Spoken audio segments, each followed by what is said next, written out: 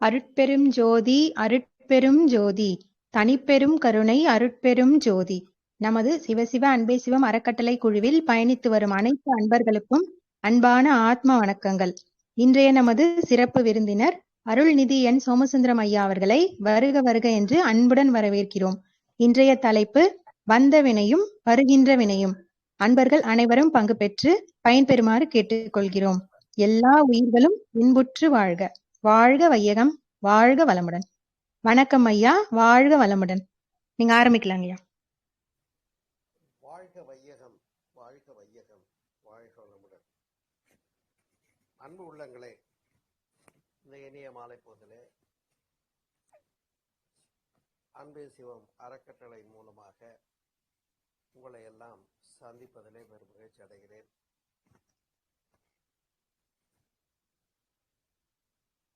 மனிதனுக்கு எப்பொழுதும் ஏன் இப்படி கஷ்டங்களும் துன்பங்களும் வருகிறது என்ற கேள்வி கேட்க வேண்டியதுதான், தப்பு இல்லை. கேள்வி கேட்காமல் வாழ்க்கை இல்லை. ஆனால் அதே நேரத்தில் எந்த ஒரு நிகழ்வுக்கும் காரண காரியங்கள் இல்லாமல் இருக்க முடியாது. அப்படிப்பட்ட காரண காரியங்களை ஆராயக்கூடிய நிலையில நிகழும் காரியங்களுக்காகவும் காரணங்களுக்காகவும், அதாவது நம்முடைய வினைகளுக்காகவும் பதிவுகளுக்காகவும் மனிதன் புரியாமல் கஷ்டப்படுவதை பார்க்கிறோம். ஏன் இந்த கஷ்டம் வந்ததுன்னு கேட்டா உன்னோட கர்மா அப்படிமா. ஏன் இந்த நாட்டில் இப்படி நடக்குதுன்னு கேட்டா அதுவும் உன்னோட கர்மாம்பாங்க. ஏன் மழை பெய்யுதுன்னு கேட்டா அதுவும் உன்னோட கர்மாம்பாங்க. இப்படி எந்த கேள்வியை கேட்டாலும் வினைப்பதிவுகளே காரணம் காட்டுகின்ற காட்சியை பார்த்து மக்கள் வருந்தி இருக்கிறார்கள்.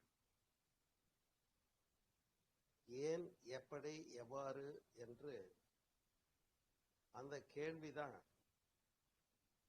மிக மிக மனிதனை இன்றைக்கு குழப்பிக் கொண்டிருக்கக்கூடிய கேள்வியாக இருக்கிறது.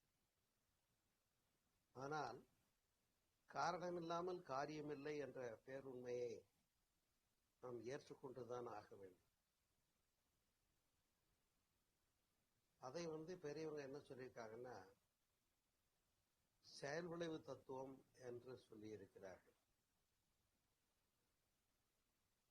எனவே நண்பர்களே, உயிர் என்று ஒன்று எழுச்சி பெறாமல் இருந்திருந்தால், உயிர் எழுச்சி பெற்ற போது புலன்கள் வழியாக இயக்கத்தை, புலன்கள் வழியாக வெளிப்பாட்டினை கொடுப்பது என்ற முதல் நிலையே என்ன நடக்கிறது என்பதை புரிந்து கொள்ள வேண்டும்.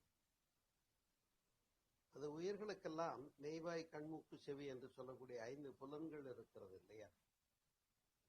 அதனோடு மனம் என்ற ஒரு 6வது காரணியை சேர்ந்த போதுதான் 6 முகம் என்று சொன்னார். 6 முகம் ஆன பொருள் நீ அருளல் வேண்டும் என்று பாடிய நிலையும் அதற்குரிய வெட்ட வெளிச்சமான விளக்கமும் விஞ்ஞான அளவிலும் கூட நாம் புரிந்து கொள்ளக்கூடிய ஒன்றுதான். ஆனால் 6 முக கடவுளை நாம் விஞ்ஞான அளவிலே புரிந்து கொள்ளாத காரணத்தினாலே தான் இன்றைக்கு இவ்வாறு பிணக்குற்று சிரமப்பட்டு கொண்டிருக்கிறோம் என்பது பெரும் ஒரு முழுமையான உண்மையாகும். அப்படி இந்த புலன் வழி உயிரானது விரிகிறது. அதாவது எப்படி வீட்டுக்கு வருகின்ற மின்சாரம் 5 வேறுபட்ட தன்மாற்றங்களை தருகிறது. ஒளியாக, ஒலியாக, ஒளியும் ஒலியுமாக, எந்திர சக்தியாக, குளிர்ச்சியாக, வெப்பமாக எல்லாம் தன்மாற்றம் பெறுகிறதோ அதுபோல நம்முடைய உயிரானது 5 புலன்கள் மூலமாக மெய்வாய் கண்மூக்கு செவி என்று சொல்லக்கூடிய வெளிப்படுகிற போது அந்தந்த புலன்கள் மூலம்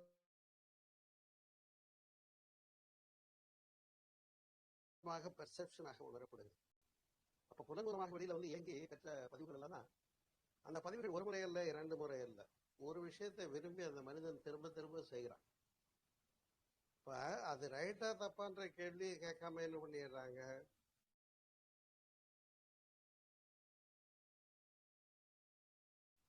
புலன்கள் மூலமாக செயல்படுவது மட்டுமே எனக்கு இதான் விருப்பமா இருக்குன்னு சொல்லி கையெடுத்து செய்ய ஆரம்பிக்கிறாங்க. அப்ப அந்த புலன்கள் மூலமாக செயல்படுகிற அனுபவம் நல்லா இருக்குன்னு எடுத்துக்கிறது மட்டும் இல்லாம, அந்த புலன் மூலமாக வெளியில வந்து அனுபவிக்கிற போது அதனால என்ன விளைவுகள் அப்படிங்கிறத கூர்ந்து நோக்கணுமே என்று சொன்னார்.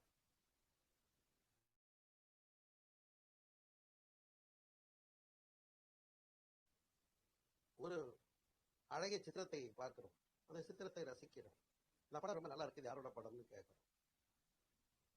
அது வந்து இப்படிப்பட்ட ஒரு சாதனையாளருடைய படம்னு சொல்றாங்க. சொன்ன உடனே அந்த மனிதர் யாரு, எந்த நாட்டுக்காரரு, அவர் எப்படிப்பட்டவர், என்ன சாதித்தார் என்றெல்லாம் நாம் அறிய முற்படுகிறோம். அப்படி அறிய முற்படுகிற ஒரு நிகழ்வு என்று சொல்லக்கூடியது, எதையெல்லாம் அந்த மனிதன் அந்த கண் என்ற புலன் மூலமாக சித்திரத்தை காண்பது, அது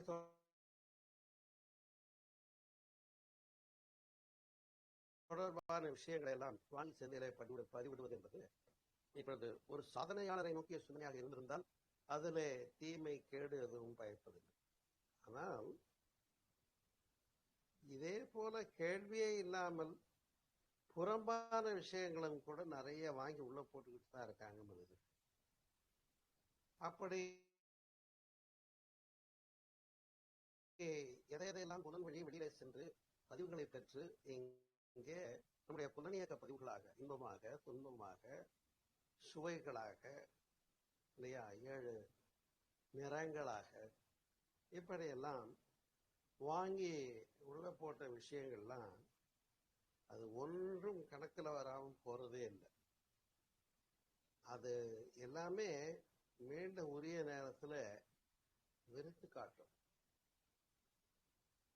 அப்ப இந்த ஒவ்வொரு புலன்களினுடைய பதிவுகளும் வெறுத்து காட்டுகிறது என்பது புலன்களுக்கே இந்த அளவுக்கு ஆற்றல் இருக்குமானால், நம்முடைய அறிவின் முதல் நிலையாகிய மனம் என்று சொல்லக்கூடியது, மனம் என்று சொல்லக்கூடியதோ ஒரு வகையில புலன் வழி பெற்ற பதிவுகளை கொண்டு மனிதனானவன் இப்படியெல்லாம் இருக்க வேண்டும், இப்படியெல்லாம் இருக்கிறேன், இது வேண்டும், இது வேண்டாம் என்று நிறைய இவன் வந்து ஒரு ஐடியாலஜிக்குள்ள வந்துடுறான். அப்படி அந்த கான்செப்டுக்குள்ள வந்து இவன் சிக்கிக்கிட்ட போது சமயங்கள்ல இவனால அதுல இருந்து வெளியே வர முடியறது. அப்ப இந்த புலன்கள் மூலமாக தொடர்பு கொண்டு மனிதன் சந்தித்த விஷயங்கள், சிந்தித்த விஷயங்கள் எல்லாம் இவனை சிக்க வைத்து விடுகிறது. அந்த பதிவுகள் அதிகமாகி போய் என்ன பண்றான், அந்த விஷயங்களிலிருந்து அவனே வெளியில வர முடியாம கஷ்டப்படுற காட்சியை பார்ப்போம். அந்த விஷயங்களிலிருந்து அவனே வெளியில வர்றதுக்கு முடியாம கஷ்டப்படுற ஒரு காட்சியை பார்ப்போம். இப்ப இதைத்தான் என்ன பண்ணணும் அப்படின்னு கேட்டா, முதல்ல வந்து சீர்தூக்குகின்ற அறிவு. ஒன்றை பத்தி நினைக்கும் போதே அது களங்கமில்லாத எண்ணம் தானா என்று செமைப்படுத்தி கொண்டு, திங்க் டுவைஸ்ன்னு சொல்லுவாங்க. நினைக்கிறதுக்கு வந்து 2 தடவை சீர்தூக்கி பார்த்துக்கோ அப்படின்னு சொல்றோம், திங்க் டுவைஸ். அதே போல ஒன்றை பேசுவதற்கு முன்னதாக கூட நரம்பில்லாத நாக்குன்னு வாய் மேல பல்லு போட்டு நம்ம பாட்டுக்கு பேசிடலாமா அப்படின்னு கேட்பாங்க இல்லையா? என்ன வள்ளுவம் சொல்லுகிறது, தீயினால் சுட்டபுண் உள்ளாறு மாறாதே நாவினால் சுட்டவடு என்று வள்ளுவம் சொல்லுகிறது. எனவே வள்ளுவர் சொன்ன கூற்றின்படி பார்த்தாலும் கூட நம்ம ஒன்றை பேசுவதற்கு முன்னதாக இதை பேசலாமா வேணாமா, தேவைதானு சீர்தூக்கணுமா வேணாமா. ஆனா மனிதர்கள் என்ன பண்றது இல்லைன்னா இந்த சீர்தூக்குதல் என்ற இடத்துக்கு போறதே இல்லை. அதை தான் சொல்லுவாங்க, கண்டதே காட்சி கொண்டதே கோலம்னு ஆடிக்கிட்டு இருக்கான் அப்படிம்பாங்க. அப்படிப்பட்ட மனிதர்கள் தன்னுடைய விருப்பத்தை மட்டுமே செயலாக்கம் காண்பதற்கு விழைகின்றார்கள், முனைகின்றார்கள், செய்கின்றார்களே தவிர அவர்கள் அதுல ஒரு சமுதாய பிணைப்பு இருக்குங்கிறத பார்க்க மறந்துடுறாங்க. அது நமக்கும் சமுதாயத்திற்கும், நமக்கும் குடும்பத்துக்கும், நமக்கும் உலக வாழ்க்கைக்கும் எல்லா விஷயங்களுமே நம்மிடத்துல உள்ள வாங்கி போடுறது பூரா அந்த செயல்கள் என்று சொல்லக்கூடியது. நம்முடைய எண்ணங்களும் கூட ஏற்கனவே போட்ட பதிவு வழிதான் நம்மை நிகழ்த்தி கொண்டிருக்கின்ற ஒரு காட்சியை பார்க்கிறோம். இது பார்த்தா கிட்டத்தட்ட ஒரு அடிமையான மனிதன் போல இவன் ஆகிவிடுகிறான்.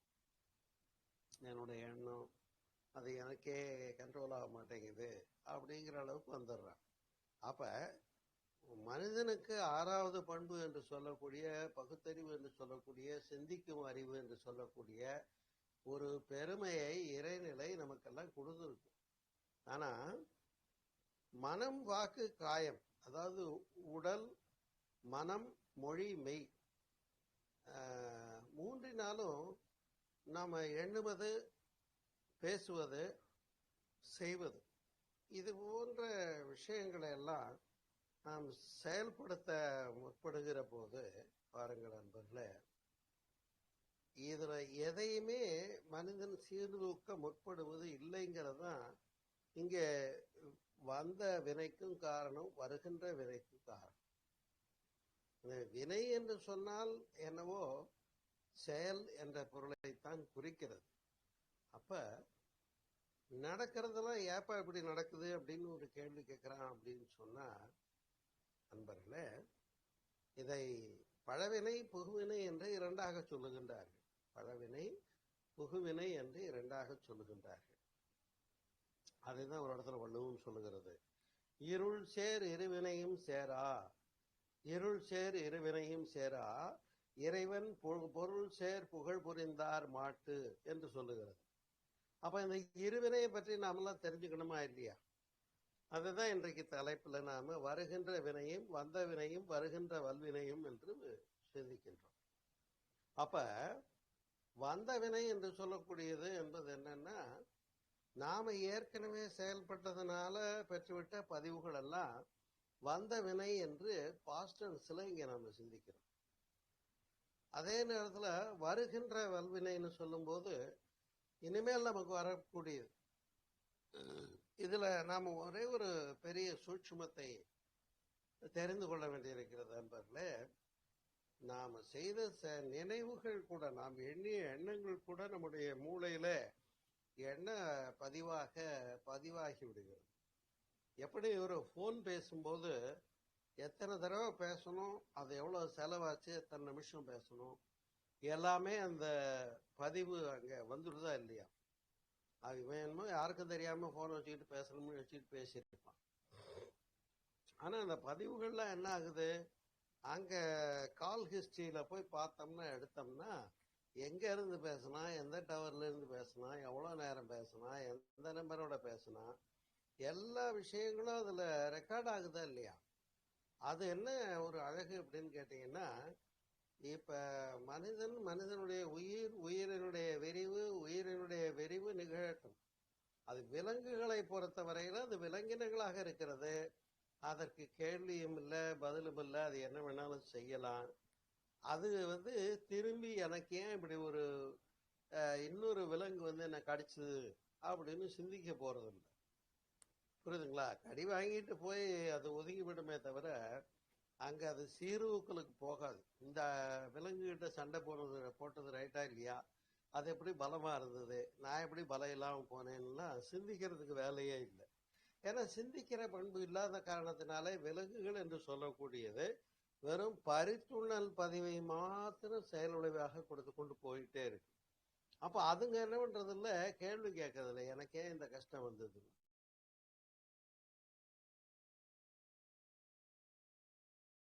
ஆனா பகுத்தறிவு என்ற ஒரு சீர்தூக்கப்பட்ட சிறப்பு பண்பு வந்துவிட்ட காரணத்தினால் மட்டுமே மனிதன் என்ன செய்யறான் அப்படின்னு சொன்னா, ஏக எனக்கு இப்படி எல்லாம் இப்படி இந்த கஷ்டம் வந்தது அப்படிங்கிற ஒரு கேள்விக்கு இவன் வரும்போதுதான் இவனுக்கு இந்த வினையை பற்றியும் வினையினுடைய பதிவை பற்றியும் தெரிந்து கொள்ள வேண்டியிருக்கிறது. ஏனென்று சொன்னால்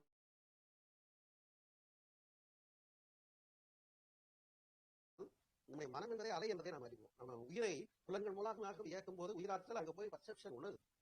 எனக்கு ஏத்தா போல ஒருத்தர் வந்து நின்னா கூட என்னுடைய மனம் எங்கேயோ வேற எங்கேயோ ப்ரொஜெக்ஷன் ஆயிருக்குன்னு வைங்க, எனக்கு ஏத்தாப்புல அவர் வந்து நின்னாலும் நான் கவனிக்காம கண்ணை திறந்து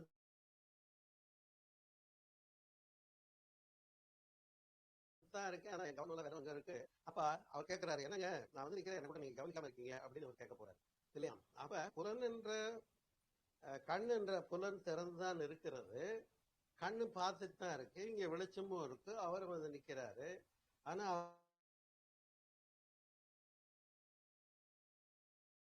அவர் வந்து நிக்கிறதா என்னால பர்செப்ஷன் பண்ண முடியாம என்னுடைய முழு கவனமும் வேற எங்கேயோ இருக்கின்ற காரணத்தினால இது வந்து அந்த பேக் சைடுன்னு சொல்லுவாங்க, வெஸ்ட் பார்வைன்னு சொல்லுவாங்க. அது மாதிரி நம்ம பார்த்திருப்போம். அப்ப அவர் சண்டைக்கு வராரு, ஏங்க உங்க முன்னாடியே நிக்கிறேன் கண்டுக்கவே மாட்டேங்கிறீங்க அப்படின்னு சொல்லி. ஓ அப்படியான்னு இப்பதான் ரெக்கவர் ஆகி தெரியும் போது என்ன பண்றோம், வாங்க வாங்க உட்காருங்க, நான் கொஞ்சம் கவனிக்கல, வேற ஏதாவது கவனத்துல இருந்தேன், யோசனை இருந்தேன் அப்படின்னு சொல்லப்போம். அப்ப என்னன்னு கேட்டா, மெய்வாய் கண்மூக்கு செவி என்று சொல்லக்கூடிய 5 புலன்கள் நமக்கு இருக்கிறது. 5 புலன்கள் வழி நாம வெளிப்பட்டு கொண்டுதான் இருக்கிறோம்.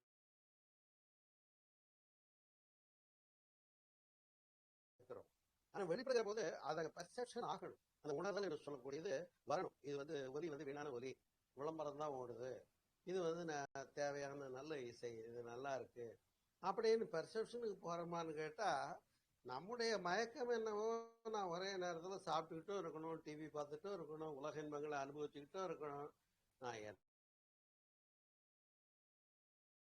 எல்லாம் ஜாலியா இருக்கணும், சந்தோஷமா இருக்கணும், வெளியில வரணும், இது மட்டும் தான் நம்முடைய நோக்கமாக இருக்கு. அப்படி இருந்தா இந்த நோக்கம் வந்து முழுமை பெறுவதில்லை.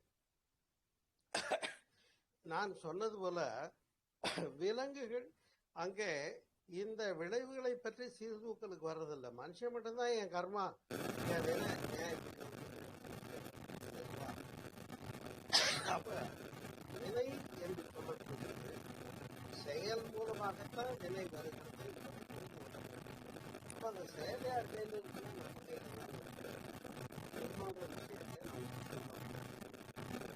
நான் பேசிக் கொண்டிருப்பதெல்லாமே இப்பொழுது நாம் செய்கின்ற செயல்களுக்குரிய விலை அப்படிங்கிறது இது வந்து இப்ப வந்துட்டு இருக்குது. இப்ப நாம எதிர்கொண்டுகிட்டு இருக்கிற ஒரு கரண்ட் மேட்டரா இருக்கு.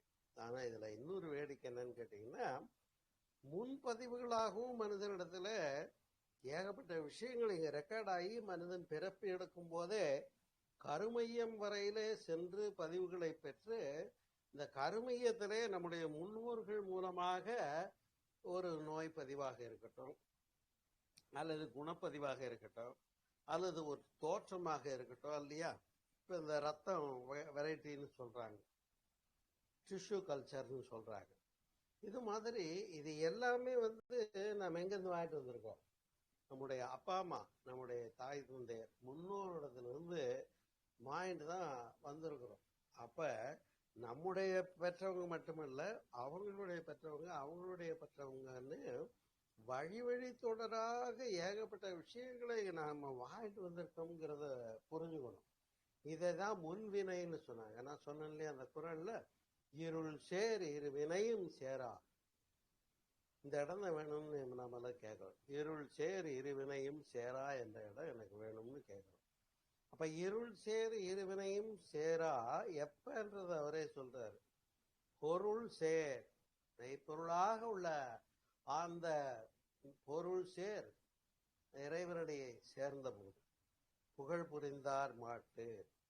அப்ப இறைவனுடைய திருவடியை சென்று சேருதல் என்றால் என்ன அப்படிங்கிறது மிக மிக ஒரு அழகான ஒரு முக்கியமான விஷயம். நாம விளங்கி கொள்ளாமலே என்ன பண்ணிட்டு இறை வழிபாடு பண்ணிட்டு இருக்கோம். அன்பர்களே, இறை வழிபாட்டுக்கு போகும்போது நம்ம என்ன பண்றோம், 2 கைகளையும் எடுத்து கும்பிடுகிறோம், மனம் குவிகிறது. அப்ப வழிபாடு செய்தா பாவங்கள் அற்று போகும்னு திருக்குறள் சொல்லுதுன்னு நீங்க நியாயமா கேள்வி கேட்கறீங்க. கேட்கணும். கேள்வி கேட்கறீங்களாங்கிறத எனக்கு சந்தேகமா இருக்கு சமயத்துல. ஏன் இது இப்படி நடக்குதுன்னு கேள்வி கேட்க வர்றதில்லை. நான்லாம் ஒரு ஆன்மீக பேச்சாளர் பேசுறேன்னா கேள்வி நேரம் உண்டு, கேள்வி கேளுங்கன்னு சொன்னோடனே பார்த்தா டமுக்குன்னு குரூப்பை விட்டு வெளியில போறதை பார்க்கலாம். ஏன்னு சொன்னா நம்ம எதுவுமே சிந்திக்க வருகிறார் மனிதன் என்று சொன்னா, ஆதி முதல் அந்த முறையில எல்லா செயல்களுக்கும் இந்த வரலாற்றில் நடந்த நிகழ்வுகளும் நமக்கு ஒரு பாடங்களைத்தான் கொடுத்து இருக்கிறது. ஹிஸ்டரின்னு சொல்றோம் இல்லையா, இதுக்கு முன்னால வாழ்க்கையில எத்தனையோ தலைமுறைகளுக்கு முன்னால நடந்த விஷயங்கள் கூட இங்க ஒரு பாடத்தை தான் கொடுத்துருக்கு. ஒன்று வேண்டாம், ஒரு சின்ன உதாரணம் சொல்றேன் பாரு. மனிதன் கற்கால மனிதனாக தெரிந்து கொண்டிருந்தான். அப்ப அவனுக்கு சமைச்சு கூட சாப்பிட தெரியாது. ஒரு முறை என்ன ஆகுது, காடையே பத்தி எரியும். காடையை பத்தி எரிகிற போது அந்த காட்டுல ஒரு ஒரு பன்றி ஒன்று அந்த பெருநெருப்புல சிக்கி இறந்து போய் கிடக்கு. இப்ப என்ன பண்றான், அதை தவறி போய் கையில தொட்டுறான். தொட்ட உடனே ஆணு சுட்டுடுச்சு. சுட்டதை அந்த கையை எடுத்து சூடுபட்ட உடனே என்ன பண்ணுவோம், வாயில வச்சுக்குவோம் இல்லையா, அது மாதிரி என்ன பண்றான், அது சூடு பொறுக்க மாட்டாம வாயில வச்சுக்கிறான். அப்பத்தான் அவனுக்கே தெரியுது, ஓ, வேக வைத்த ஊனாக இருந்தால் பச்சை ஊனை உண்பதை விட சிறப்பாக இருக்கும் போல இருக்கு, வேக வச்சு சாப்பிட்டா நல்லா இருக்கும்ன்ற அறிவு அவனுக்கு அப்பத்தான் வருது. அது மாதிரி விவசாயம் கூட பாத்தீங்கன்னா தானா நிகழ்ந்தவற்றை இவன் என்ன பண்றான், அப்சர்வ் பண்றான். அப்ப நல்ல மண்ணும் இருக்கிறது, நல்ல நீரும் இருக்கிறது, வெயிலும் இருக்கிறது, மழையும் இருக்கிறது. அப்ப இது எல்லா வளங்களும் அங்க இருந்தா விழுகின்ற எல்லா விதையும் முளைக்கல, அந்த பண்புடைய நிலத்துல விழுந்த விதையெல்லாம் முளைக்கிறது என்பதை இவன் அறிந்து கொண்டதுதான் முதல் அக்ரிகல்ச்சர் என்ற விஞ்ஞானம் என்பதை மனிதன் கண்டுகொண்டது இல்லையா. அது மாதிரி அன்றைக்கு அவன் கண்டு கொண்ட ஒரு சமைச்சு சாப்பிட்றதா இருக்கட்டும் அல்லது விவசாயம் செய்வதாக இருக்கட்டும், இன்றைக்கு அதை எவ்வளவு அட்வான்ஸுக்கு நாம் வந்துட்டோம். நாமளே சமைக்காம உட்காந்துட்டு ஸ்விக்கியில் ஆர்டர் போட்டு வாங்கி சாப்பிட்றது மட்டும் பேமெண்ட் கொடுத்து சாப்பிட்ற அளவுக்கு வந்துட்டோம். அப்போ என்னன்னா, மனிதன் என்ன நினைக்கிறான்னா, உழைக்காம சாப்பிடணும், நல்லா உட்கார்ந்து இருக்கணும், ஆர்டர் போட்டால் டேபிளுக்கு வரணும், சாப்பிடணும் அப்படிங்கிற இன்பங்களை மாத்திரமே விளைகின்ற ஒரு குணத்தை மனிதன் ஏற்றுக்கொள்ளுகிற போது, அதே நேரத்தில் அதே மனிதனுக்கு நம்முடைய முன்னோர்களிடத்திலிருந்து குரோமோசோம்ஸ் மூலமாக, டிஎன்ஏ ஆர்என்ஏ மூலமாக நம்முடைய வழி வழியாக வித்துப்பதிவிலே வந்திருக்கக்கூடிய பதிவுகள் எல்லாம் இங்கே இருந்து நம்மை நடத்தி கொண்டிருக்கிறது என்ற ஒரு விஷயத்தை பற்றி மனிதன் சிந்திக்கிறதே இல்லை. அதை சிந்திக்க வைக்கிற விஞ்ஞானத்துக்கு பேர் தான் கருவியல் என்று சொல்லக்கூடியது. அதாவது ஜெனடிக் சயின்ஸ்ன்றத நீங்க கேள்விப்பட்டிருப்பீங்க. அப்ப இதுதான் முன்வினை என்று சொல்லக்கூடியது. அப்ப அதை தான் வள்ளுவம் சொல்கிறது, இருள் சேர் இரு வினையும், பழவினை புகுவினை, இருள் சேர் இருவினையும் சேரா இறைவன் பொருள் சேர் பொருள் சேர். அதாவது இறைவன் என்பவன் மிக அர்த்தமுள்ளவன், அதனால்தான் பொருள் சேர். ஏன்னா அவன் தான் பொருள். ஆக்சுவலி இறைவன் தான் பொருள், இறைவன் தான் மெய்ப்பொருள், மற்ற எல்லா பொருளும் பொய்ப்பொருள். ஏன்னா எந்த பொருளும் அப்படியே இருக்குமா? எல்லா பொருள்களும் அழிந்துபட்டு கொண்டே இருக்கக்கூடியது. எல்லா பொருள்களும் அசோசியேஷன் ஆஃப் எனர்ஜி பார்ட்டிகள்னு சொல்லக்கூடியது. அப்ப எல்லா பொருள்களுமே அதுல இருந்து அணுக்கள் சிதைவற்று கொண்டே இருக்கிறது. காலப்போக்கில் அந்த பொருள் என்ன ஆயிடும்னா டிசப்பியர் ஆயிடும், காற்றோட காற்றா போயிடும், நெருப்புல எரிஞ்சு போகும், இந்த தண்ணியில கரைஞ்சு போகும். இப்படி எல்லா பொருள்களுமே அது அணுக்களினுடைய கூட்டம் திரட்சிங்கிறது மாறிக்கொண்டே இருக்கக்கூடிய பண்பு தான் இன்னைக்கு இருக்கக்கூடிய உலகத்தினுடைய சிறப்பு. அதை புரிஞ்சுக்கணும். அதுக்கு பேரு நிலையாமை என்று சொன்னாங்க, தெரியும் புரியுதுங்களா? யாக்கை நிலையாமைன்னு ஒரு அதிகாரமே எழுதுறாரு வள்ளுவர். நீ இந்த உடம்பும் நானும் இந்த தோற்றமும் இது எல்லாமே நான் தான் நீ ஆட்டம் போட்டுக்கிட்டு தெரிய மனிதா, இது எதுவுமே நிச்சயமாக நிலையானதல்ல. இப்ப இந்த நிலையாமைங்கிறத புரிந்து கொள். எப்படி அணுக்கள் எல்லாம் சிதைவுற்று கொண்டே இருக்கிறதோ, எந்த பொருளும் மாறிக்கொண்டே இருக்கக்கூடியதோ, மாறிக்கொண்டே இருக்கக்கூடிய பொருள்கள் எல்லாம் நிலையானது நீ நினைச்சுக்கிட்டு என்ன பண்ற, பொருள் அல்லவற்றை பொருள் என்று உணரும் மருளானா மானா பிறப்பு. நீ பிறந்து இந்த பொருள் இல்லாததெல்லாம் பொருள் பொருள்னு கோயில்ல போய் கடவுளை பிடிக்கிறேன்னு போயிட்டு இருக்க. இல்லைன்னா பணம் கட்டுக்கட்டா இருந்தா நிம்மதியா இருக்க முடியும், தங்கம் கட்டி கட்டியா இருந்தா நல்லா இருக்க முடியும், சொத்து சோகம் வாங்கி போட்டு நிலம் நீச்சல்லாம் வாங்கி போட்டா நிம்மதியா இருக்க முடியும் நீ நினைச்சிட்டு தேடிட்டு ஓடிக்கிட்டே இருக்கிய மனிதா. இதெல்லாம் பொருளல்லவற்றை பொருள் என்று உணரும் மருளானா மாணாக்கர். உன்னுடைய வாழ்க்கை இங்கே மருளிலே சிக்கிக் கொண்டிருக்கிறது என்று வள்ளுவர் சொல்லுகிறார். அப்ப அந்த பொருள் என்பது மெய்ப்பொருள் அல்லது நிலைத்த பொருள் என்பது வேறு, நிலையாத பொருள் என்பது வேறு என்பதை புரிந்து கொள்ளும். எனவேதான் அன்பர்களே, இப்ப நாம நிகழ்ச்சியாக நிகழ்ந்து அலையாக விளைந்து ஒரு விஷயத்தை பெர்செப்ஷன் ஆகி வாங்கி ரிஃப்ளெக்ஷன் வாங்கி என்ன பண்ற உள்ள போடும்போது அதுக்கு பேர் எண்ணம்னு பேர். உண்டா இல்லையா? மனிதன் எண்ணமாகவே நிகழ்ந்து கொண்டிருக்க பழகி இருக்கிறானே தவிர எண்ணத்தின் உயர்நிலை அறிவு என்ற இடத்துக்கு வர்றதில்லை, வர விரும்புறதில்ல, வர்றதுக்கு பயப்படுறான். மனிதன் எண்ணம் என்ற ஒரு இடம், அந்த எண்ணத்தின் உயர்நிலையாகிய அறிவு என்ற நிலைமைக்கு வர்றதுக்கு தயாராகவே இருக்கிறது இல்லை. ஏன்னா நாம் சிந்தித்தல் என்பதுதான் இறைநிலை நமக்கு அளித்த ஒரு வரப்பிரசாதம். மற்ற விலங்கினங்களுக்கு இல்லாத ஒரு தனிச்சிறப்பு என்னன்னு கேட்டா சிந்தனை என்று சொல்லக்கூடியது. அப்ப சிந்தனையில என்ன வரும்னா சீர்தூக்கல் வரும். சீர்தூக்கல்ல என்ன வரும்னா ஒரு முடிவு வரும்.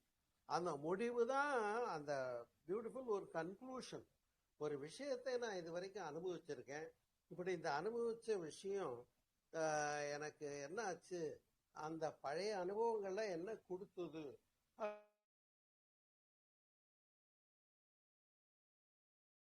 அப்படின்னு ஒரு கேள்வி பதிலுமா நம்ம சிந்திக்கணுமா வேண்டாமா?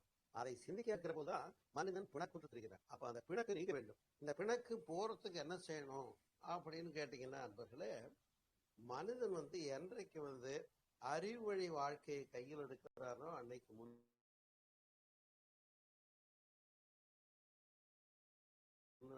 அந்த அறிவழி ஞானத்தை தான் பெரியவங்க ஞான வழி வாழ்க்கை என்று சொன்னார்கள். எனவே எது என்ன, எப்படி, ஏன், எங்கிருந்து, எதுவாக என்ற கேள்வி கேட்காமல் வாழ்க்கை இல்லை.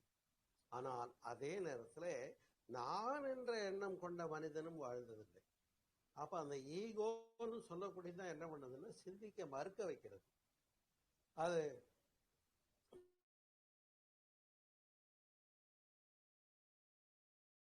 என்னுடைய எண்ணம் தான் பெருசு, நான் சொன்னதான் எல்லாரும் கேட்கணும் ஒரு மனிதன் சரியா வருமா? மனிதன் என்பதே சமுதாயத்தோட ஒரு கூட்டமைப்பாகத்தான் சிறப்பாக வெளிப்பட முடிகிறது.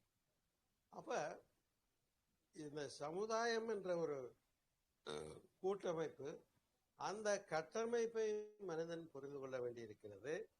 நமக்கும் சமுதாயத்திற்கும், நமக்கும் இறைநிலைக்கும், நமக்கும் இந்த உலகத்துக்கும் உள்ள தொடர்புகளை மதித்து போற்றி வாழ்வதற்கு தான் அறநெறிகளை எல்லாம் பெரியவர்கள் கொடுத்தார்கள். ஆனா நான் எந்த அறநெறியும் கடைபிடிக்க மாட்டேன், என் மனம் போன போக்குல தான் வாழ்வேன்னு வாழ்ந்துடுறோம். வாழ்ந்துட்டு அதே தொடர் பதிவாகி மாட்டிக்கிறான்.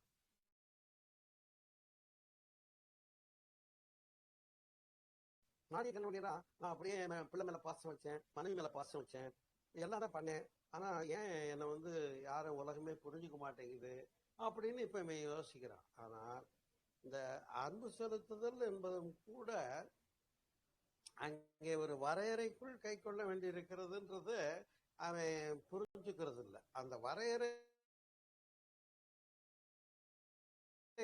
லிமிடேஷன்ஸ் அதை தாண்டுகிற போது அது ஆசை பேராசை ஆகிவிடுகிறது இல்லையா? பேராசை முரண்பட்டு தானே. பேராசையை கையில் எடுக்க சொல்லி யாராவது எந்த ஞானியர்களாக ஒத்துக்கிட்டு இருக்காங்களா? இல்ல, ஆசையை ஒழிக்க சொல்லியிருக்காங்க. ஆசையர் மீன்கள் ஈஸ்வனோடாயினும் ஆசையர் மீன்கள் அழகா சொல்லிட்டு போயிட்டாங்க. ஆனா நம்மளால கடவுள் மேல ஆசை வச்சாலும் அளவோடு இருக்கணுங்கிறத புரிஞ்சுக்கிறது இல்லை. அதே போல பொண்டாட்டி, புள்ள குட்டி, வீடு வாசல், காசு பணம் ஆசை வச்சாலும் அதுல அளவான ஒரு அணுகுமுறையும் சீர்தூக்கலையும் கடைபிடிக்காத காரணத்தினாலேதான் மனிதன் என்ன ஆயிடுறான், இந்த சகப்பழக்க வாதனைகள்ல போய் சிக்குண்டு அந்த நெறியிலேயே விழுந்துபட்டு விடுகிறான். அப்புறம் இவனால மீண்டு வர முடியறது இல்லை. என்னன்னு சொன்னா அதே என் மனசு நினைச்சிட்டு என்கிட்ட கிடக்குங்க, வெளியில வர முடியல, கஷ்டப்படுறத பார்க்கணும். அப்ப அந்த செயலை இத்தனை வருஷம் நீ பதிவு போட்ட இல்லையா?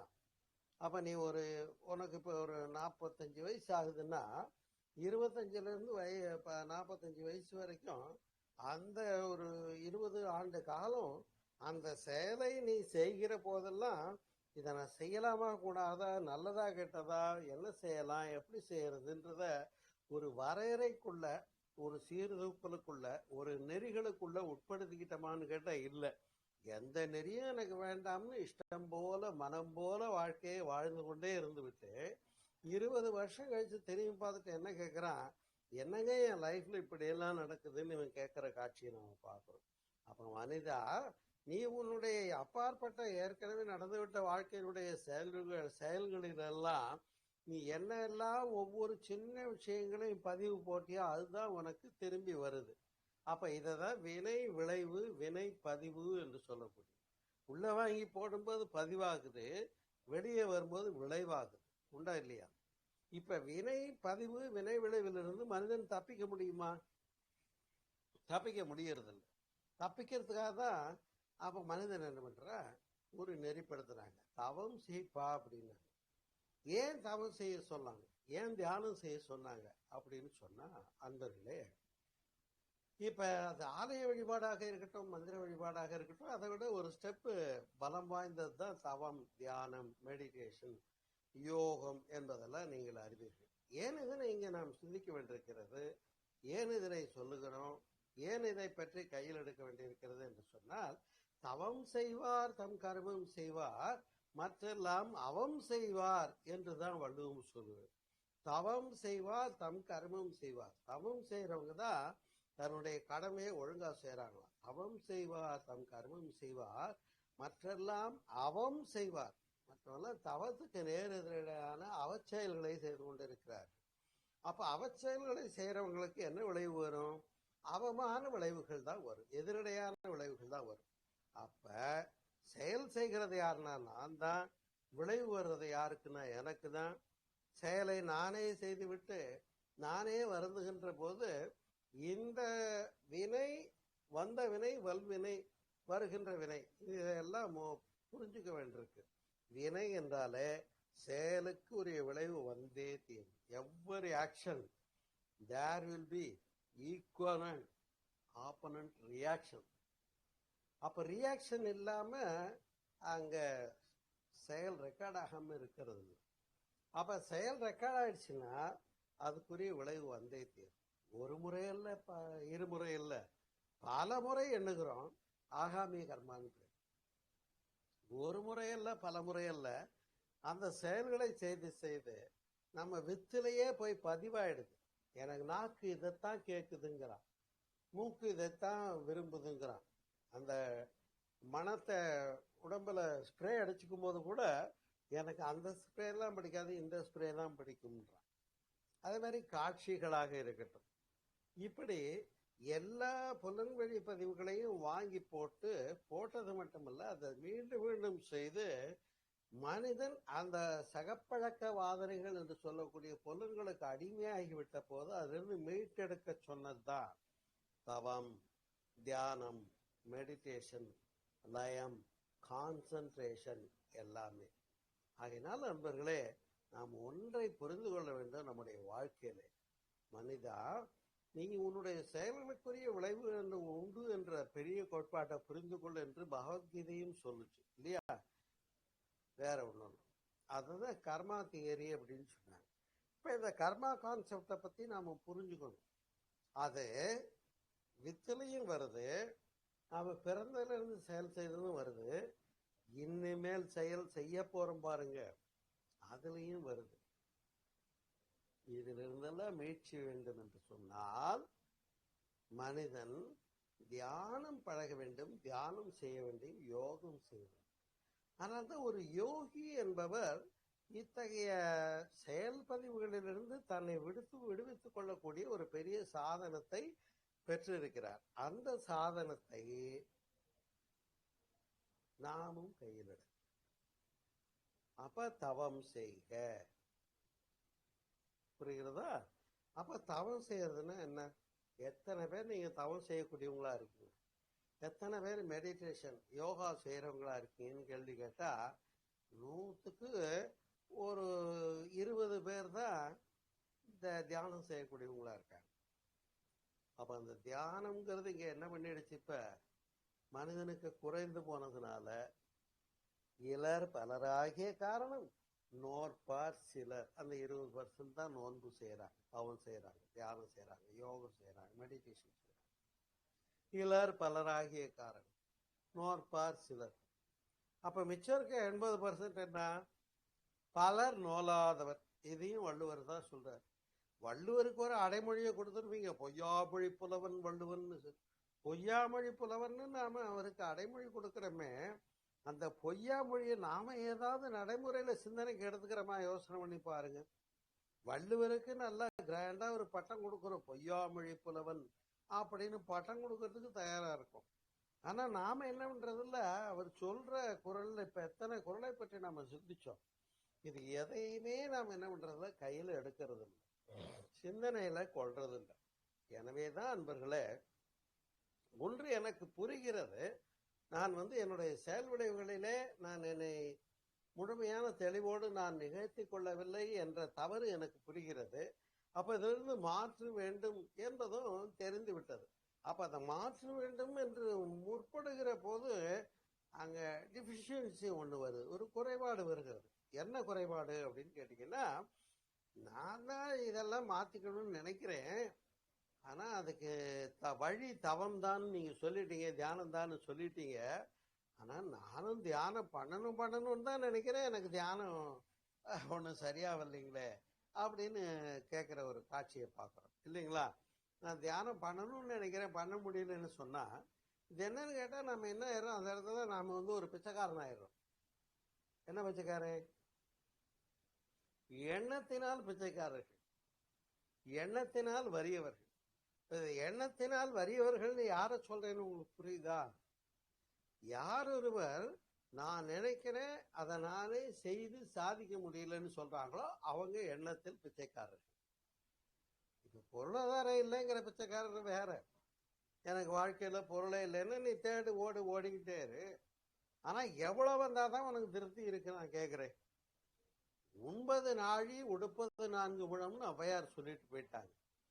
மினிமம் ரெக்குவயர்மெண்ட் அப்படின்னு எடுத்துக்கிட்டா, ஒரு நாழிங்கிறது ஒரு டம்ளர் அரிசின்னு வச்சுக்கோங்களேன். ஒரு சின்ன டம்ளர் அரிசி வேக வச்சா அது உணவுக்கு ஆயிட்டு போகுது. கொஞ்சம் காய்கறி வாங்கி வேக வச்சு உப்பையும் போட்டுக்கோ, நல்லா வக்கனையே சாப்பிட்டுக்கோ, வேணாம்னு சொல்லி 9 நாழி உடுப்பது 4 முழம். மீறி சுமந்தாலும் எடுப்புல ஒரு 4 முழம் வேட்டியும் மேல ஒரு சட்டையும் இல்லை துண்டும் தானேங்க. ஆனா மனிதன் தேடிக்கிட்டே இருக்கான், ஓடிக்கிட்டே இருக்கான், இன்னும் பத்தல, என் பையனுக்கு சேர்த்தணும், என் பொண்ணுக்கு சேர்க்கணும், என் பேரம்பேத்திக்கு சேர்க்கணும், அவங்களுக்கெல்லாம் சொத்து பிரிச்சு கொடுக்கணும், இப்படின்னு ஓடிக்கிட்டே இருக்கிய. நீ இன்னும் 3 தலைமுறைக்கு எவ்வளவு சேர்த்து வச்சாலும் இதெல்லாம் அவங்களுக்கு நீ செய்யற கேடுங்கிறத புரிஞ்சுக்கும். ஏன்னா உழைக்காம ஒரு சொத்து அவங்களுக்கு வருதுங்கிறத அவங்க புரிஞ்சுக்கும் போது அவங்களுக்கு அந்த பணம் அல்லது சொத்து அதன் மீது உள்ள அக்கறையோ அபிமானமோ எல்லாமே இல்லாம நெல் பேலன்ஸ் ஆகி போகும். உழைக்காம வந்தா எப்படி இருக்கும், அதனுடைய மதிப்பே தெரியாது. அப்ப அடுத்த தலைமுறையை நாம கெடுக்கிறோம்ங்கிறத புரிஞ்சுக்க வேண்டியிருக்கு. அதனாலதான் என்ன பண்றாங்க, இன்னைக்கு இருக்கக்கூடிய தலைமுறை பூரா இன்னும் சேர்க்கணும்னு ஓடிக்கிட்டே இருக்கிய மனுஷா. நீ எவ்வளவு சேர்த்தாலும் நீ கொண்டு போக போறது ஒண்ணு இல்லை. காதிருந்த ஊசியும் வாராத கான் கடைவழிக்க. என்னன்னு கேட்டா, இன்னும் சம்பாதிக்கிறேன்னு ஓடிக்கிட்டு இருக்கேன். என்னையா ஓடி கண்ட, நீ என்னத்தை கண்ட அப்படின்னு ஒரு கேள்வி வைக்கிற போது, இங்கே என்னுடைய வினைப்பதிவுகளை நான் தான் அனுபவிக்க வேண்டும் என்பதுதான் வருகின்ற வினை, வந்த வினை, இந்த ரெண்டையும் புரிஞ்சுக்கிற இன்னைய தலைப்பாக இருக்கிறது பாருங்க.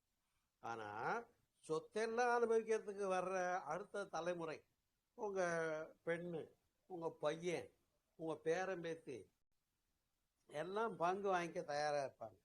ஆனா இந்த வினைப்பதிவு வாங்கி வச்சிருக்கீங்களே, இதை வாங்கிக்கிறதுக்கு அவங்க முன் வருவாங்களான்னு கேட்டா எல்லாரும் ஒதுங்கிடுவாங்க.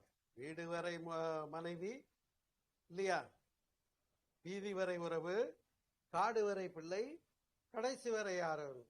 அப்ப இந்த வினைப்பதிவுகளை எல்லாம் வாங்கிக்கிறதுக்கு அடுத்த தலைமுறை யாராவது வருவாங்களான்னா வரமாட்டாங்க. ஆனா அவங்களுக்குள்ள அந்த பதிவு போயிடுதுங்கிறத நாம பார்த்தோம். அப்ப நம்முடைய முந்தையோர்கிட்ட இருந்தும் பதிவு வருது. அப்ப இந்த வினைப்பதிவுகள் தான் மனிதனை உயர்ந்தவனாகவும் செம்மை உடையவனாகவும் அல்லது தாழ்ந்தவனாகவும் வேறுபடுத்தி காட்டுகின்ற ஒரு காட்சியை பார்க்கிற போது, அவன் பாவம் ஒரு நல்ல சோல், அவனை பார்க்கும்போது நான் எப்படி பார்க்கிறேன்னு சொன்னா, அவன் வந்து ஒரு ஜஸ்ட் ஒரு அருமையான சோல், அவ்வளவுதான். இறைவன் படைப்புல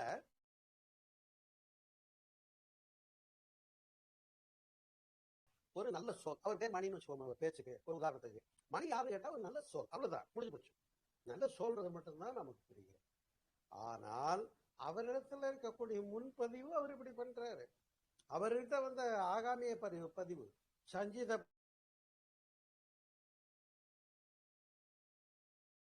பதிவு, புரியுதுங்களா? அவர் அடுத்தாப்புல இப்ப என்ன செஞ்சுட்டு போறாரு, இதெல்லாம் தான் அந்த மணி வந்து நல்லவரா கேட்டவரான்னு நமக்கு ஒரு டைமென்ஷனை கொடுக்குது, ஒரு வரைபடத்தை கொடுக்குது. இப்ப நாமெல்லாம் என்ன பண்றோம், மணி கெட்டவருங்கன்னு ஒருத்தர் ஒப்பீனியன் வச்சிருக்காரு, மணி நல்லவருங்கன்னு ஒருத்தர் ஒப்பீனியன் வச்சிருக்காரு, மணி பரவாயில்லைங்கன்னு ஒருத்தர் ஒப்பீனியன் வச்சிருக்காரு. ஆனா இந்த புற ஒப்பீனியன்லாம் நமக்கு தேவையே இல்லை.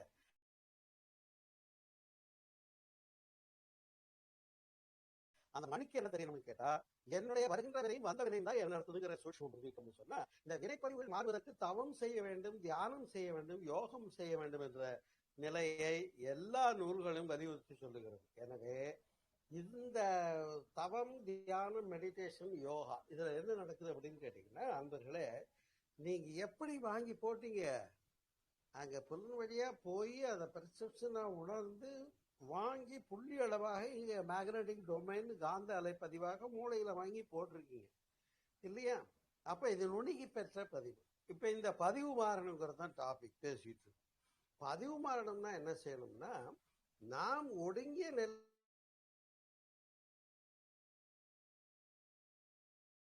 அமைதி நிலையில நிற்கணும். அப்ப நம்ம அமைதி நிலையில, ஒடுங்கிய நிலையில, லயம் பெற்ற நிலையில, கான்சென்ட்ரேட்டட் மைண்ட் நாம நுணுக்கி நிற்கிற போது என்ன ஆகுதுன்னா, இந்த வேண்டாத வினைப்பதிவுகள் எல்லாம் நீங்கி விடுகிறது, டிமைஸ் ஆயிடுது. புரியுதுங்களா? காந்த அலை பதிவுகள்லாம் என்ன ஆயிடுது, டொமைனா பதிவானது டிமைஸ் ஆயிடுது, மறைந்து விடுகிறது, ஆவியா போயிடுது. இப்ப தங்க பதிவு நிற்கணும். இப்ப மனிதன் மாமனிதனாக மாறுகிறான். ஏன்? இறைநிலை நமக்கு அளித்த ஒரு மிகப்பெரிய வரப்பிரசாதம் இருக்கிறது. அது என்னன்னு கேட்டா அன்பு செய்தல். ஆனா நம்ம ஆளுகள்லாம் எதை அன்பு செய்யறாங்கன்னா, என் மனைவி, என் மக்கள் செல்வங்கள், என் சொந்தங்கள், எனக்கு வேண்டியவங்க தான் அன்பு செய்யறோம்.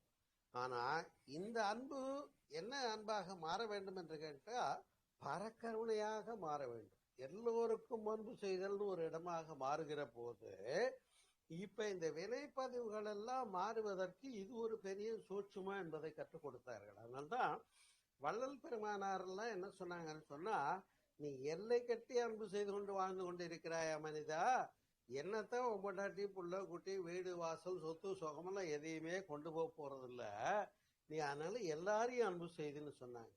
இந்த எல்லாரையும் அன்பு செய்யற மனம் இருக்கான்னு கேட்டா, எல்லாரையும் பார்த்து வம்பா நினைக்கிற மனம் தான் நம்ம கிட்ட இருக்குது.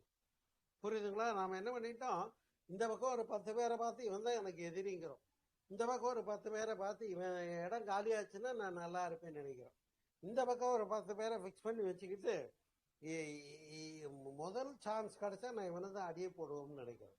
அப்ப இந்த இடத்துல என்ன பண்றோம், நாம தான் அவங்களை எதிரியா நினைச்சு துன்பப்பட்டுக்கிட்டு இருக்கோமே தவிர, அவங்களையெல்லாம் ஒரு ஆன்மாவாக தரிசனம் செய்து அது இறைவனுடைய பின்னம் தாங்கிறத புரிஞ்சுக்கிட்டு, அந்த ஆன்மாவில் உள்ள பதிவுகள் தான் அந்த உயிர்களை எப்படி நடத்துதுன்ற ஒரு சூட்சுமத்தை புரிஞ்சுக்கிட்டோம்னு சொன்னா, இந்த பதிவுகளோடு கூடிய உயிரினங்கள், அதாவது மனிதர்கள், அவங்க செய்யற தப்புக்கெல்லாம் காரணம் அவங்க இல்ல,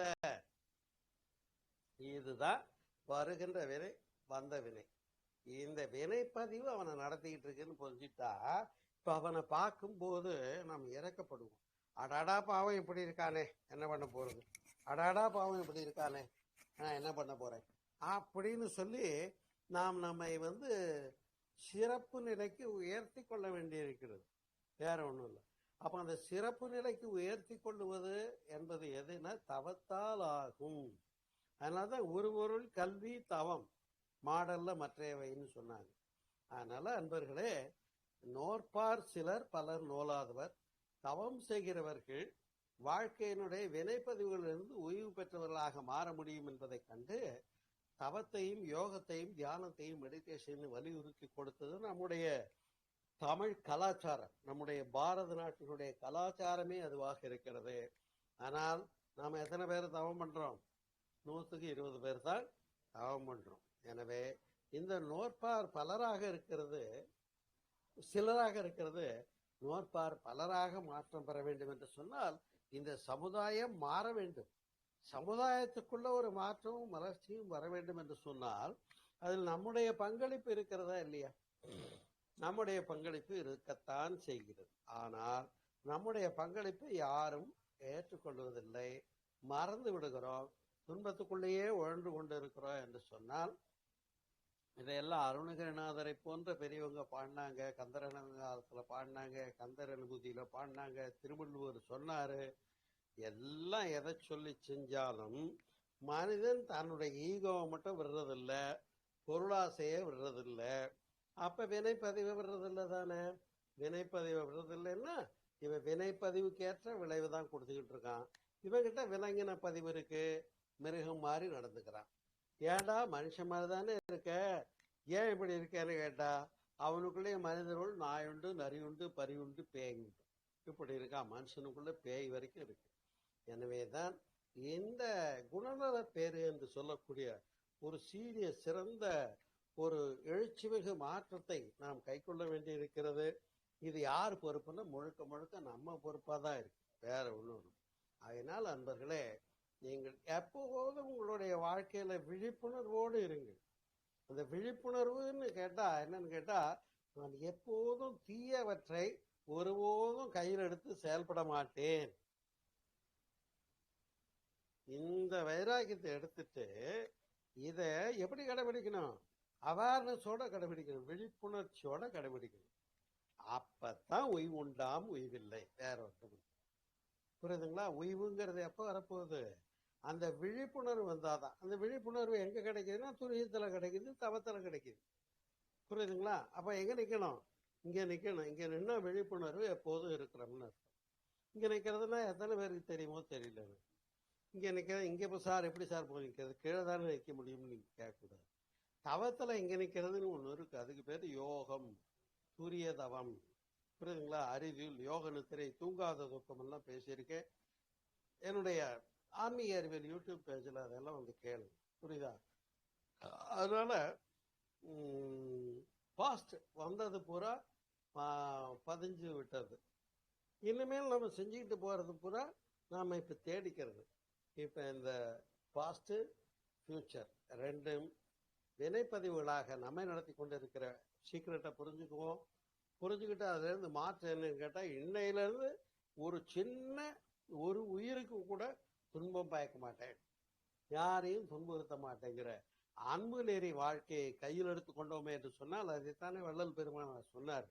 அதை தானே ஜீவகாருண்யம்னு சொன்னாங்க, அதை தானே புத்தரை சொன்னாரு, அதை தானே இயேசுநாதரை சொன்னாரு, அதை தானே திருமூலரும் அன்பே சிவம்னு சொன்னாரு, அதை தான் அன்பே சிவம் குழுன்னு நம்ம தம்பி பாலகிருஷ்ணனும் நடத்துறாரு.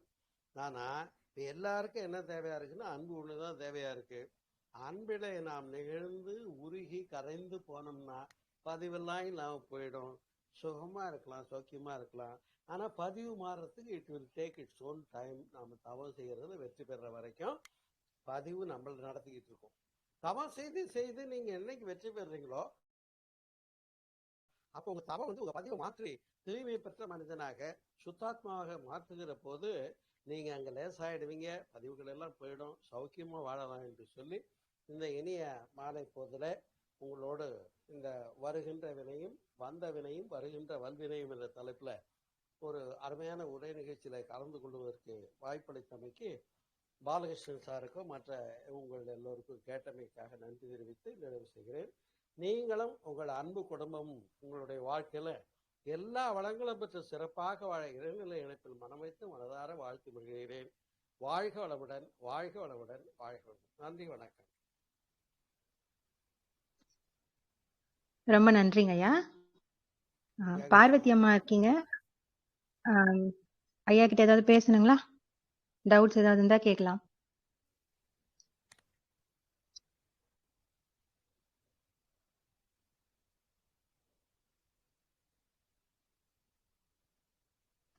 Okay, Bala sir. Thank you so much. கொஞ்சம் உடம்பு முடியல, பேச முடியல, தொண்டை த்ரோட் இன்ஃபெக்ஷன் ஆயிடுச்சு. காலையில உடம்பு பார்த்து. ஓகேங்க சார். ஓகே. சார் ரொம்ப ரொம்ப அருமையான டாபிக். அது ஒரு மிகப்பெரிய சீக்ரெட்டை நீங்க வந்து இன்னைக்கு சொல்லியிருக்கீங்க. வினைப்பதிவை கழிக்கும் முறை எப்படி அப்படின்னு ரொம்ப ரொம்ப அருமையா இருந்துச்சு. பார்வதி அம்மா பேசுறீங்களா? வாழ்க வளமுடன். வாங்க மாரியத்தா, வாழ்க வளமுடன். இன்னைக்கு விடுமுறை லீவ்ல இருக்கிறதுனால வந்துட்டேன். மகிழ்ச்சி, சந்தோஷம். நேற்றுக்கு வீட்டுல விசேஷம்லாம் சிறப்பா நடந்ததா? நல்லபடியா முடிஞ்சதுங்க ஐயா, எல்லாம் உங்க ஆசீர்வாதம். உங்களுக்கு குருவரும் திருவருளும் எப்போதும் இருந்து வழி நடத்திட்டு இருக்கு. நான் எல்லாம் கூடவே இருக்கேன், தைரியமா இருக்கு. அதை நேத்து உணர்ந்தேன், ரொம்ப மகிழ்ச்சியா இருந்தது. சந்தோஷம். ஆத்மார்த்தமாக அதை உணர முடிந்தது ஐயா. நல்லதுங்க. இன்னைக்குள்ள தலைப்பு,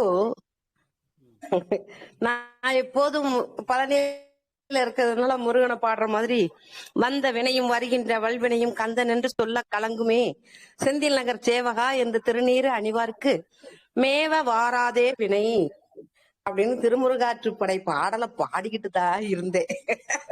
இன்னைக்குதான் வந்த வினைனா என்ன, வருகின்ற வல்வினைனா என்னங்கிறத ஒரு ஒரு சின்ன மாணவனாக உங்கள்ட்ட கேக்குற மாதிரி கேட்டேன். ரொம்ப நிச்சயம் பயனுள்ளதா இருக்கும். நான் இந்த பாடலை பாடுறதுனால இப்ப புரிஞ்சுட்டேன். அதனால ரொம்ப மகிழ்ச்சிங்களா. அந்த அந்த வினையை எப்படி நீக்கணும், எங்க துரியாதத்துல நிக்கணும், அந்த பாட்டை கொஞ்சம் சொல்லுங்க. சொல்லவா? கேக்குதா? கேக்குது கேக்குது. என்று திருநீறு அணிவாருக்கு மேவ வாராதே வினை அப்படின்னு திருமுருகாற்றுப்படையில பாடியிருக்காங்க. அதத்தான் டெய்லி பாடிட்டு இருந்தேன். இப்போ அதனுடைய பொருள் நல்ல தெளிவா விளங்குச்சு. உண்மையிலேயே பாடுபவர்கள் பொருள் உணர்ந்து பாடினா இன்னும் சிறப்பா இருக்குங்கிறதுக்கு ஒரு சின்ன மாணவன் போல உங்கள்ட்ட அதை கேட்டுக்கிட்டேன். ரொம்ப அருமையா இருந்துச்சுங்க ஐயா. குரு வாழ்க, குருவே துணை. வாழ்க வளம். கண்டிப்பா கண்டிப்பாங்க. ஓகே ஓகே, ரொம்ப மகிழ்ச்சி.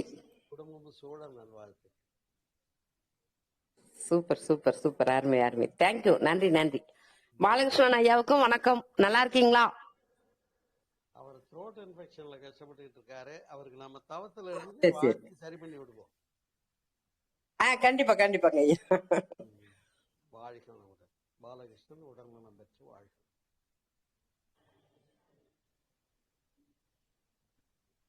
பார்வதி அம்மா மிக்க நன்றி, ரொம்ப நல்லா சொன்னீங்க.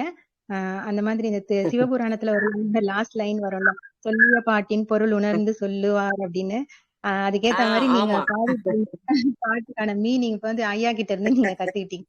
எல்லாமே நம்ம வந்து பொருள் உணர்ந்து சொல்லும்போது அதுக்கு ஆழ்ந்த அர்த்தம் என்னன்னு நம்ம அதை புரிஞ்சு அப்படியே கல்ச்சர் மரபு அந்த மாதிரியே போகாம அதுக்குள்ள என்ன முழு அர்த்தம், மெய்ப்பொருள் என்ன அப்படின்னு விளங்கிட்டு நம்ம மேற்கொண்டு அந்த இது பண்ணணும். கண்டிப்பா சக்சஸ் தான். ஐயா ரொம்ப நல்லா இருந்துச்சுமா உங்க ஃபீட்பேக். ரொம்ப நன்றிங்கம்மா. எல்லாருக்கும் நன்றி நன்றி. வாழ்க வளமுடன். ரமணர் ஜெயந்தி விழா பண்றோம்.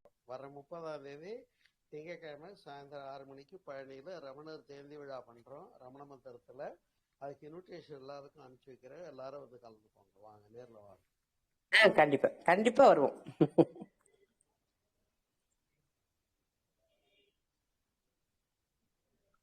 நன்றிங்கம்மா. சார், அப்புறம் நான் சொல்லிட்டு இருந்த மாதிரி இந்த வினைப்பதிவு எப்படி கழிக்கணும்னா, இந்த மாதிரி அன்பு, கருணை, ஜீவகாருண்யம் எல்லாம் பண்ணி, தவம் இந்த மாதிரி எல்லாம் பண்ணி, ஒழுக்கம், அறநெறியோட வாழும்போது அது தானாவே நம்ம கழிக்கிறோம். நம்ம வந்து கர்மவினை கழிக்கிறதுக்காக தான் பிறப்பை எடுத்திருக்கோம். ஆனா வந்து அது தெரியாம நம்ம சேர்த்துக்கிட்டு இருக்கோம், மேற்கொண்டு சேர்த்துக்கிட்டே இருக்கோம். ஆனா இன்னொன்னு நீங்க சொன்னது வந்து ரொம்ப அருமையா இருந்தது. நம்ம நினைக்கிறது கூட கர்மவினை சேரும். நான் நினைச்சிட்டு இருந்தேன் நம்ம ஒரு செயல் பண்ணி அதை இன்னொருத்தவங்களை ஹர்ட் பண்ணா மட்டும்தான் அது வந்து கர்ம வினைப்பதிவா ஆகும் அப்படின்னு சொல்லி.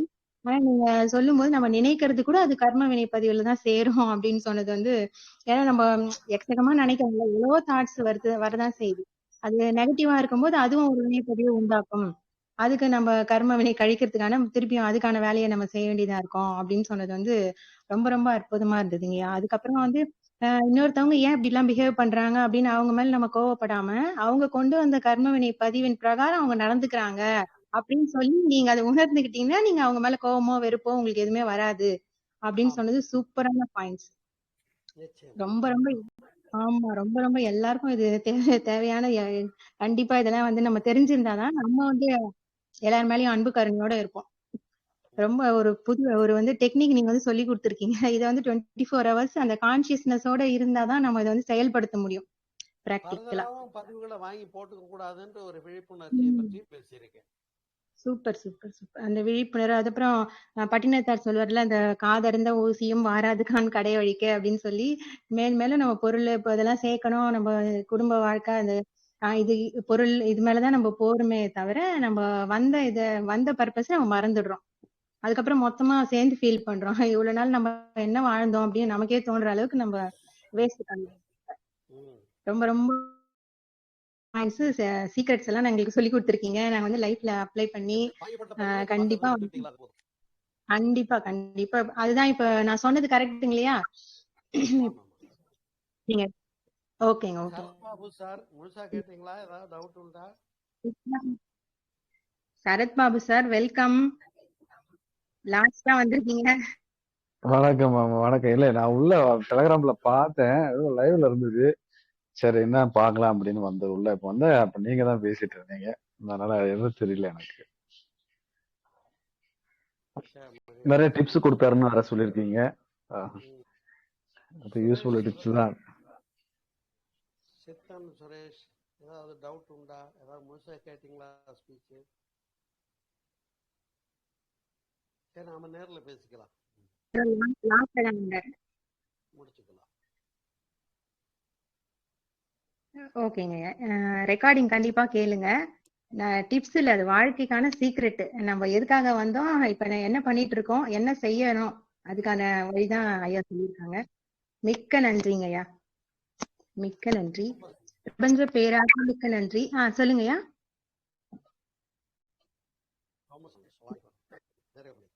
நிறைவு பண்ணிக்கலாங்களா? பிரபஞ்ச பேராற்றலுக்கு நன்றி.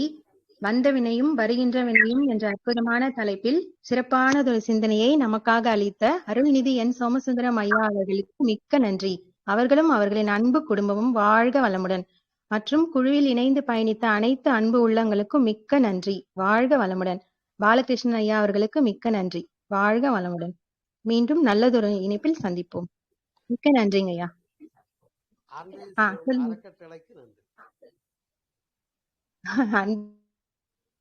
மிக்க நன்றி, வாழ்க வளமுடன், வாழ்க வளமுடன்.